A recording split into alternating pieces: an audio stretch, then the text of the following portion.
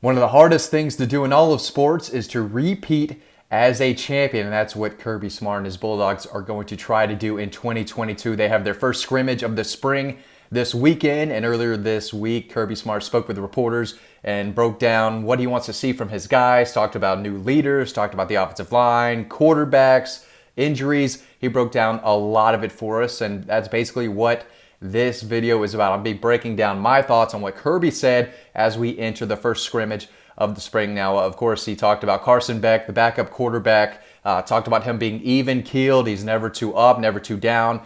He's confident. He's throwing the ball really well. And if you're Carson Beck, that's, good to hear from your head coach, right? If it were anyone else, I think most quarterbacks in his position would have transferred by now. He's entering his third year with the program, trying to beat out a guy who just led Georgia to a national championship. I think it's safe to assume that Stetson Bennett is going to be the guy in the fall, but Carson Beck is not just going to stand around and let that happen, right? He's still on campus. He loves Georgia. He wants to compete for this starting role, and Kirby had a lot of good things to say about Carson Beck earlier this week.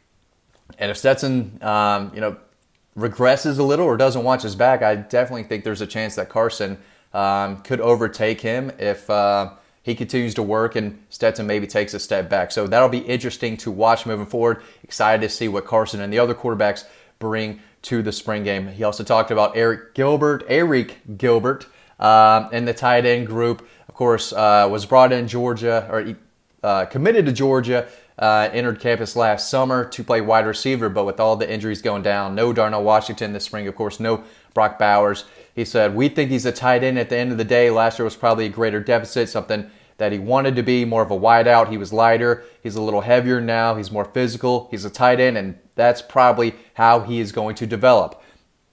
And that's why he was ranked the #1 tight end in America out of high school, even though he did play basically receiver at Marietta. There's a certain requirement that it takes for a player to play receiver. It requires stamina, running every play, going to cut off blocks. Our tight ends are receivers. They do play receiver. They don't go out all the time, and that's something he has to do. He's comfortable in his own skin right now, and he's got a ways to go. He has not arrived. If you've been watching our videos, that should not be surprising. I'm not sure what to really expect out of Eric this year. But when he is healthy and he drops some weight, I think he's around 260, 265 right now. Once he gets into a place where he is conditioned enough to play, I do think he's going to make an impact. But he's still, like Kirby said, and like we've said for the past few weeks, there is still time to go. He still has some developing to do and just working on getting his weight down, his conditioning. He knows what to do. He knows how to get open because he did it in high school. He knows how to catch the ball because I've seen him do it. So he's just got to get back into that football shape, and I think he could make an impact down the road. Right now, still has some work to do. He talked about Dominic Blaylock, a guy who made a big impact 2019 as a freshman, basically missed all of the last 2 seasons, played at the very end of last year, but he clearly wasn't the guy that he was in 2019. Kirby said he's wired in the right way. This kid came up tough. He's had 2 older brothers who have helped him toughen up. He didn't grow soft, and he's not afraid of contact. He never complains. If anyone has something to complain about, it would be him. All he does is work, and he's probably not electric in terms of his vertical speed. He's a really savvy route runner, something we told y'all back when he was in high school. He made a play during 2 minutes. That was a big play, a diving catch that set the offense up to win it. He's getting better and getting more confidence in that knee. Definitely something that Georgia fans should be excited about. They do have playmakers at receiver, right? They have guys who they can rely upon. But if Dominic Blaylock is healthy and returns to form and returns to the guy that we thought he could be out of high school, he should be out there playing. Like he can run routes, he can get open, you can line him up at different positions, he can help in the return game. He is a big impact guy if he's healthy. And again, like Eric Gilbert, just get back into the swing of things, trusting his knee, and what Eric, it's really more of a weight and conditioning thing right now. With Dom, getting that knee right, getting confidence, and going back to work, doing what he does well. He talks about C.J. Washington, E.J. Lightsey, 2 guys who have dealt with some injuries, some incoming freshman linebackers. We talked to Brett Seether, Don Blaylock, Broderick Jones, other guys who spoke with the media. But Broderick Jones is a guy who I think could be an all-SEC type of guy. He played really well at left tackle towards the end of the year when Jamari was hurt. Was able to slide Jamari around different places. But Kirby said that his got to improve the run blocking a little bit, something that they did very well on the left side with Jamari and Justin Schaefer at left guard. But he can pass protect. He's got the length. He's got the size, and that's where he excels. But if he wants to be this first-round guy that Georgia continues, they pumped out first-round talent at tackle before. Broderick Jones has that ability. And again, he was really good when he was in the games last year, especially at that left tackle spot. And I think that's where he is going to start the season. Got to work on that run blocking, just something that Kirby told us. He also said that Devin Willock is a guy who could help out at guard. Watch Xavier Truss, Micah Morris. I think overall Kirby is very happy with his offensive line. I think that's going to be one of the strengths of the team this year. And you got a guy, Amarius Mims, 5-star, top 10, top 5 player in the country.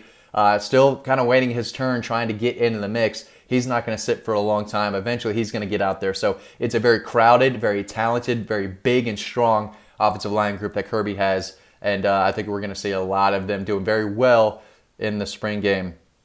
But again, with Broderick Jones, some of Kirby's quotes about him, I think confidence has helped. I think he's heard from some really good leaders. Jamari and Justin, both guys are great leaders. I think he has learned a lot from them. He has to continue to learn to be productive and physical. One thing about those two guys, they were extremely physical. They enjoyed the contact part. The run game came really easy for them. That part for Broderick, he has to work and strain at that. So, but overall, I think Kirby's happy with his team going into these spring scrimmages. Still a lot of guys down, a lot of guys hurt, but that just means next man up. And I'm excited to see what these new guys on defense have to bring to the table, right?